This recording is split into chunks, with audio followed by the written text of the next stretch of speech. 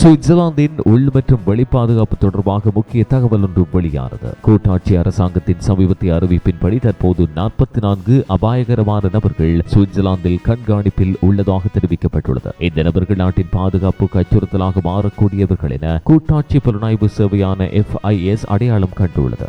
இந்த பட்டியலில் உள்ளவர்களில் பெரும்பாலானோர் பல ஆண்டுகளாக சுவிட்சர்லாந்தில் வசித்து வருபவர்கள் என அதிகாரிகள் தெரிவித்தனர். மேலும் இந்த 44 பேரில் மிக சிறிய எண்ணிக்கையிலானவர்கள் மாத்திரமே தற்போது புகலிட அந்தஸ்து பெற்றுள்ளார்கள் என்றும் கூட்டாட்சி மன்றம் விளக்கியது. அபாயகரமான நபர்களாக கருதப்படுபவர்களில் ஜிஹாதே சித்தாந்தத்தால் தூண்டப்பட்டவர்கள் மாத்திரமல்லாமல் பிற வகையான பயங்கரவாத சிந்தனைகளை ஆதரித்து ஊக்குவிப்பவர்களும் அடங்குகின்றனர். இந்த வழக்குகள் தொடர்பான தகவல்கள் அனைத்தும் கூட்டாட்சி காவல்துறை அலுவலகமான ஃபெட்போல் மற்றும் தலைமை வழக்கறிஞர் அலுவலகமான OAG ஆகியவற்றுக்கு தொடர்ந்து பகிரப்படுகின்றன. சுவிட்சர்லாந்தின் தேசிய பாதுகாப்பை உறுதிப்படுத்தும் நோக்கில் இந்த கண்காணிப்பு மற்றும் தடுப்பு நடவடிக்கைகள் தொடர்ச்சியாக முன்னெடுக்கப்பட்டு வருகின்றமையும் குறிப்பிடத்தக்கது.